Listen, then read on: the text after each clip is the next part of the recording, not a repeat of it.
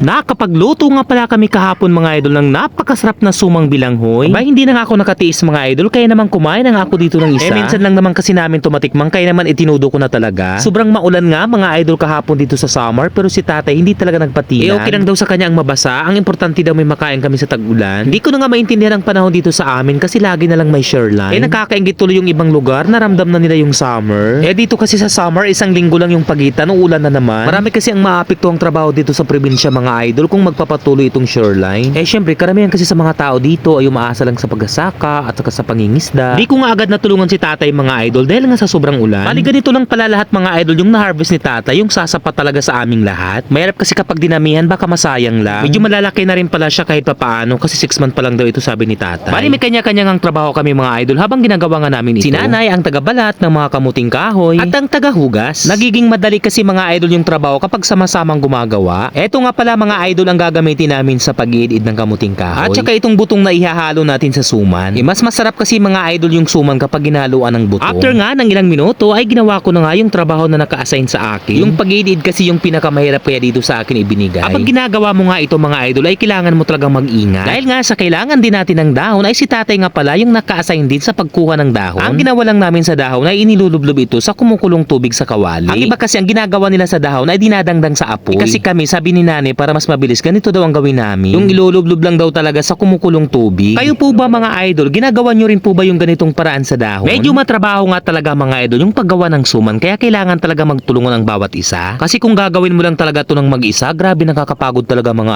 idol. Throwback muna tayo mga idol, ganito kasing ginagawa ko nung pandemic. Minsan halos lahat ako talaga yung gumagawa. Kaya ako nasabi na nakakapagod talaga itong paggawa ng suman, lalong-lalo na kapag mag-isa ka lang. Pero kung marami naman kayo at nagtutulungan ng lahat, mabilis lang talaga matapos. Baling ginagawa rin namin mga idol ay pinipigaan muna ito bago ilagay yung mga sangkap. Basta wag lang yung pigang-piga talaga kasi minsan nahihilaw. Dapat katamtaman lang talaga yung pagpiga, wag lang yung masyado. Tas pagtapos na siya pigaan, tas mabuhaghag na, tsaka na ilalagay yung asukal. Basta wag lang yung masyadong matamis mga idol, yung katamtaman lang talaga. Pero nasa sa inyo naman mga idol kung ano talaga yung gusto nyong lasa. Ako kasi mga idol, yung gustong gusto ko, yung katamtaman lang talaga yung tamis. Bali mga simpleng sangkap lang talaga mga idol, yung inilagay namin dito, asukal at saka yung new. Yung iba kasi naglalagay pa ng food color, vanilla at saka yung gata. Kami mga idol as in wala na, napakasimple lang talaga. Pag nga natin makalimutan mga idol ay inihalo na nga yung kinayod kong butong. Ito kasi yung magpapasarap sa sumang bilanghoy kapag may butong. At kung okay na, ay hahaluin mo ito ng maayos, siguraduhin ng malinis talaga ang iyong kamay. Bali yung katas din pala ng kamuting kahoy ay nagagamit din, lalong-lalo na itong puti. Tinatawag itong taya sa amin mga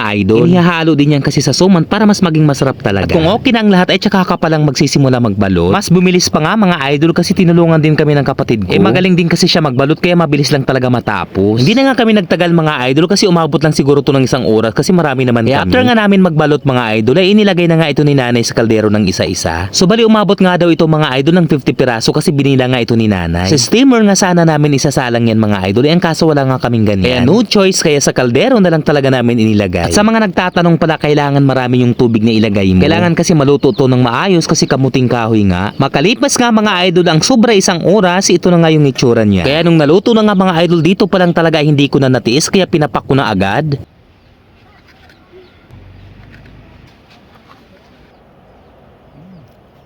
Sarap ang idol.